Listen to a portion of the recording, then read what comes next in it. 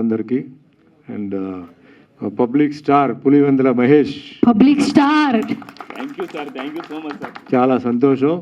అంటే మహేష్ నాకు నచ్చి నేను ఈ సినిమా ఒప్పుకున్నాను. ఎందుకంటే ఫస్ట్ నాకు మహేష్ ఫోన్ చేసి ఉన్నట్టు చెప్పేశాడు, సార్ ఇది నా పరిస్థితి, నేను ఇంతే మీకు డబ్బు ఇవ్వగలుగుతాను, ఈ సౌకర్యాలు ఉన్నాయి పులివెందులలో. నేను అడిగాను, పులివెందులనే చేయాలా, నా పోర్షన్ ఇక్కడ చేయవచ్చు అంటే, లేదన్నా నాకు లొకేషన్స్ అన్నీ అక్కడ అనుకూలంగా ఉంది కాబట్టి నేను అక్కడే చేయాలి, మీరు రావాలి, మీకు ఏం కావాలంటే నేను చేస్తాను, ఇది నా కెపాసిటీ అని చెప్పాడు. సరే ఓకే, నాకు ముందు నా క్యారెక్టర్ చెప్పు అని చెప్తే క్యారెక్టర్ చెప్పాడు. సో మెయిన్గా ఒప్పుకోవడానికి కారణం కూడా ఏంటంటే, దీంట్లో ఒక రైతు క్యారెక్టర్, రైతు రాష్ట్రానికి ఎంత ముఖ్యం, దేశానికి ఎంత ముఖ్యం అనేది చాలా అద్భుతంగా, అంటే వేరే సినిమాలు ఉండొచ్చు, వేరే క్యారెక్టర్స్ చేసి ఉండొచ్చు, నేను చాలా మంచి క్యారెక్టర్ నిజంగా మహేష్ నాకు వచ్చి క్యారెక్టర్ చెప్పగానే నేను మెయిన్గా ఒప్పుకోవడానికి కారణం అది. తర్వాత ఆయన సింప్లిసిటీ, నిజాయితీ, నాకు ఫోన్ మీద అన్ని విషయాలు నేనేం దాచిపెట్టిన సార్, అక్కడ వచ్చిన తర్వాత మీకు జర్కులు ఇవ్వడం అలాంటివి ఉండదు ఇది అని చెప్పాడు. వెంటనే మా మేనేజర్ వెంకట్రావుకి డేట్లు ఇవ్వయా అని చెప్పాను.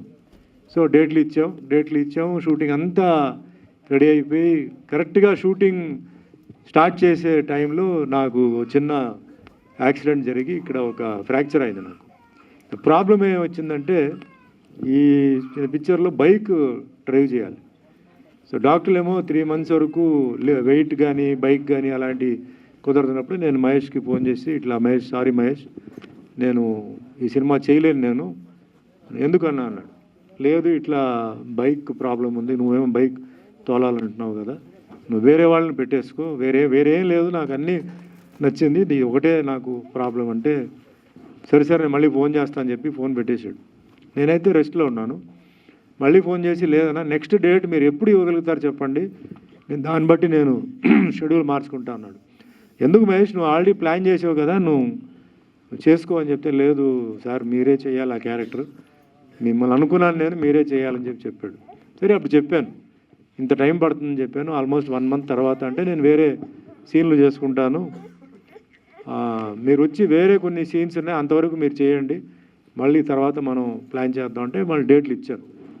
సో వచ్చిన తర్వాత ఇక్కడ మాకు, నేను అనుకోలేదు కానీ చాలా మంచి ఫెసిలిటీ, నాకు ఆమెని నా వైఫ్గా ప్లే చేస్తే చాలా మంచి ఫెసిలిటీ ఇచ్చారు.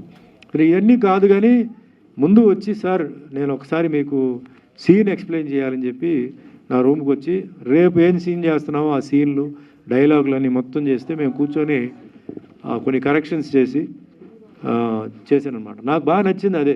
మహేష్లో ఏంటంటే ఓవర్ కాన్ఫిడెంట్గా లేకుండా వచ్చి డిస్కస్ చేసి, ఈ సీన్ నా సీన్తో పాటు వేరే సీన్లు కూడా ఇట్లా ఉన్నాయండి అని చెప్పి చేశాడు. స్పాట్కి వెళ్ళిన తర్వాత చూస్తే అక్కడ అక్కడ ఉన్న ప్రజలందరూ ఆయనకి సహకరించారు.